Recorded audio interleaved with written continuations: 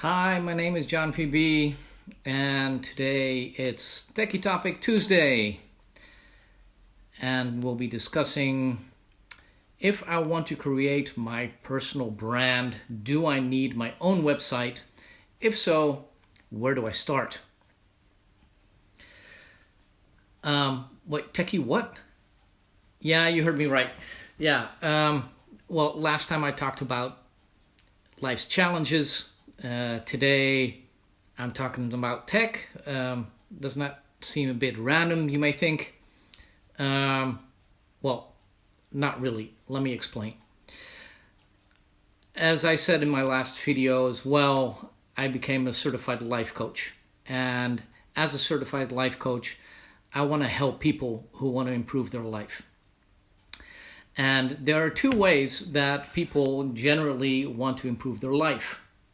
One way is health, and the other way is by getting out of the daily grind. Work from home, either just make a few extra bucks to have a little bit more spending money, or to actually become financially independent. And for that, nowadays, especially if you want to work from home, you want to make money online, that's where tech comes in. That's what you will need. You will need a website or some sort of online presence to be able to make your money. And so what is personal branding? Well, personal branding basically comes down to promoting who you are and what you stand for. So in effect, everyone is doing personal branding, except a lot of people are not doing this consciously. But everything that you put online, everything that you comment on, all your pictures that are online, your posts, everything basically creates your personal brand.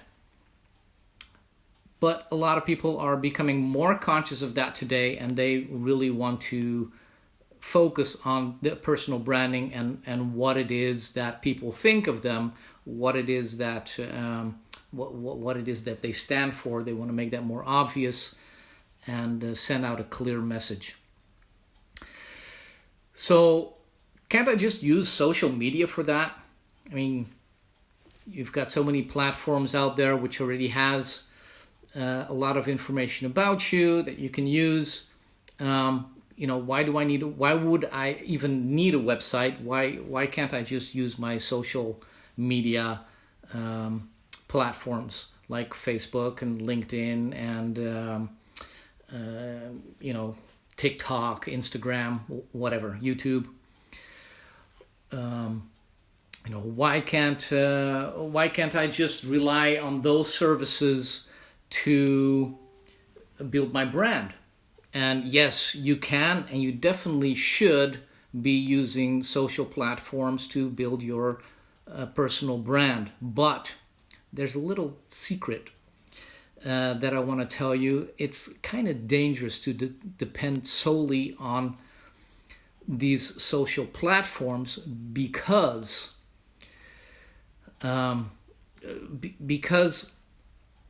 it's not your profile. It's your profile on Facebook, YouTube, Instagram, whatever. It belongs to them, does not belong to you. If your account gets hacked or they change somehow the terms and conditions, Facebook or YouTube or whatever platform you're using, they are able to block access to your account. They're able to delete your complete profile, you don't want to do that, because even though you may have a backup of all of your content, you won't have your list of contacts, the people that follow you. You will lose all of them. And even when you create a new profile and add all of your content back up on there, there's no way you can contact those people who were following you in the beginning, and you will have lost all of your contacts. So you need something that is your own, something where you can collect people's email addresses, something where you can keep track of who is following you, who your community is, and so that you can reach out to them even when those platforms go down or your platform gets hacked or something like that. And this happens a lot more often than you would think. Just recently, there was a whole wave of YouTube channels that were hacked, and the people who hacked the accounts, they deleted all of the contact, deleted the whole YouTube profile, which is something very easy to do. Just is one click of a link and your YouTube channel is gone. And some very successful YouTubers who solely relied on their YouTube channel for their income lost everything they had that way and they have to start all over again. And you don't want to have something like that happen to you. So that's why it's much better to have a place of your own, something that you completely control, and something that where you're also not restricted in the kind of content you want to put out. So what do I need to set up a website for my own? Well, I mean, where do I start?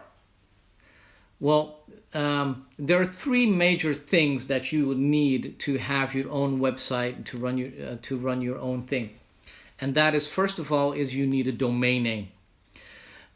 Secondly, you need a web host, and third of all, you need a website builder or some sort of CMS, content management system, for you to easily add the content to your website without having to know any programming languages or have it be very technically difficult.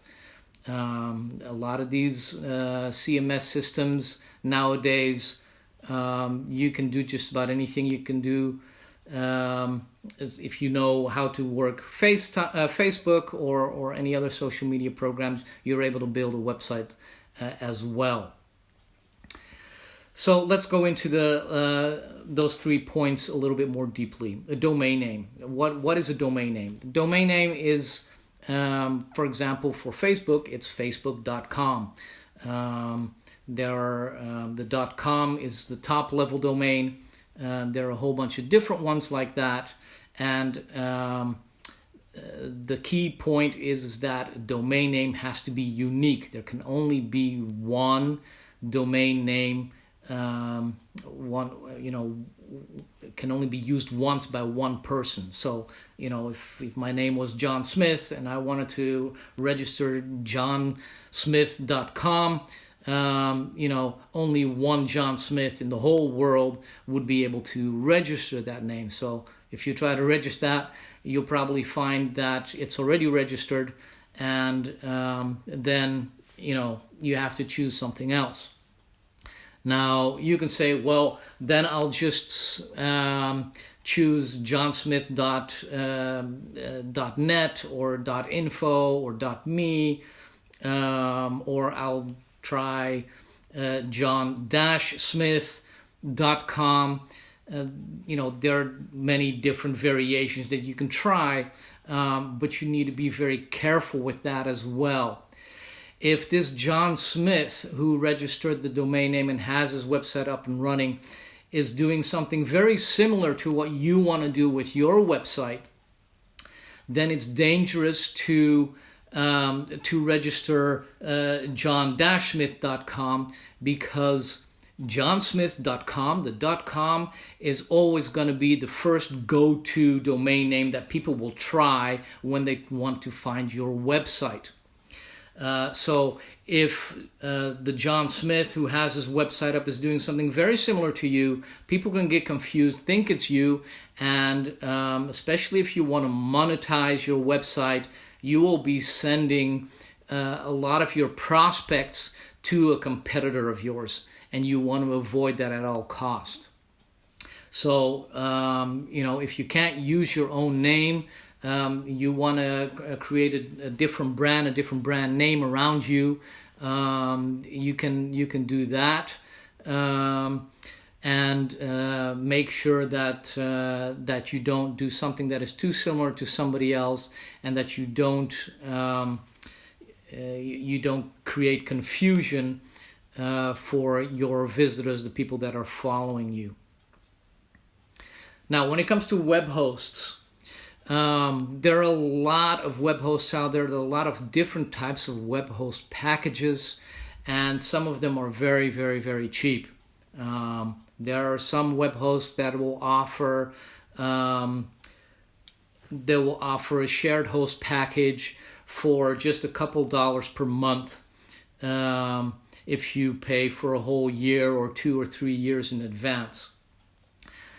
And they try to lure you in with things like, unlimited traffic or unmonitored amount of web space, things like that, to make it seem like you're getting a whole lot of bang for your buck. But the problem is that most of these shared hosting packages, they have some resources that are not allocated properly. So you will find that when you try to set up your website on there, that your website's not running properly, that there's a lot of downtime, that people are having a hard time reaching it, or the pages are taking forever to load, and things like that. And they try to do that on purpose, so that to get you to become a client first of all. And once you are a client, they will try to upgrade you when you realize that the package you have bought is not adequate for what you're trying to do. And then they will try to push you to cloud hosting, or a VPS, a virtual private server, or a dedicated server, and that'll end up costing you hundreds of dollars per month. So there are very few web hosts that really have a decent shared host package that will get you what they promise, and will allow you to do what you want to do on a limited budget. The third thing you will need is the website builder, or a CMS system, a content management system. Now, there are a lot of different ones out there. One of the most popular ones is called WordPress. Now, don't confuse this with WordPress.com. That is a website where you can build a free website or free blog. But there again, you will be limited in what you can do on that website, and you will also be dependent on what WordPress will allow you to do. So same thing, when it's something free, then you need to be careful, because they can pull the plug at any time or change the conditions under which you can run your website. Plus, your website will probably be full of affiliate links and advertisements of the platform, the free platform you're using. So you don't want to, you preferably don't use those.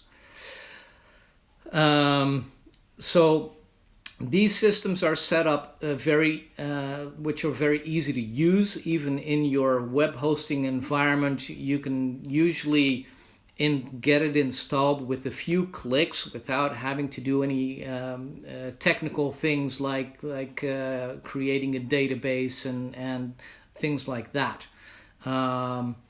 It's pretty straightforward. Just fill in the blank and click the link, and it'll be all set up for you automatically. The environment itself, where you can create your web pages, there are a lot of free themes that you'll be able to use to set up your website, and you can customize those themes inside the CMS system, or you can create, if you are technical, you can create a whole theme of your own. or you can buy a premium theme or hire a freelancer or a remote worker to make it for you. And there are some websites like Fiverr and other websites where you can easily find someone for just a few bucks per hour that will customize your theme for you, will help you set things up with the more technical things if you need those. Always realize that whether it's hosting, whether it's CMS systems, themes, or people freelancers that you hire to help you, you get what you pay for. So don't try to go too cheap, because you'll end up disappointed. Where if you get someone cheap, then depending on how seriously you want to do things, if you're already making quite a bit of money with what you're doing with the site, then don't be afraid to put in some cash to get things set up properly, and then it might be better to get a business involved, design business involved, rather than just a freelancer. You don't want to depend on one person and have that person not be available to you at a later date. Try to be smart with that as well. That pretty much covers what I wanted to share with you today. If you have any questions about websites, about setting things up, about domain names or web hosts, if you want to know what good web hosts are, what you need to look out for, send me a comment or send me a message, and I will provide you with more information about what you will need. Okay, that was it for today. Thank you for watching. Tomorrow I will have another live, and tomorrow it will be Winter Wellness Wednesday, and I will be talking about how can I get more energy when I feel drained most of the time. All right, that's it for today. Thank you for watching. Bye-bye.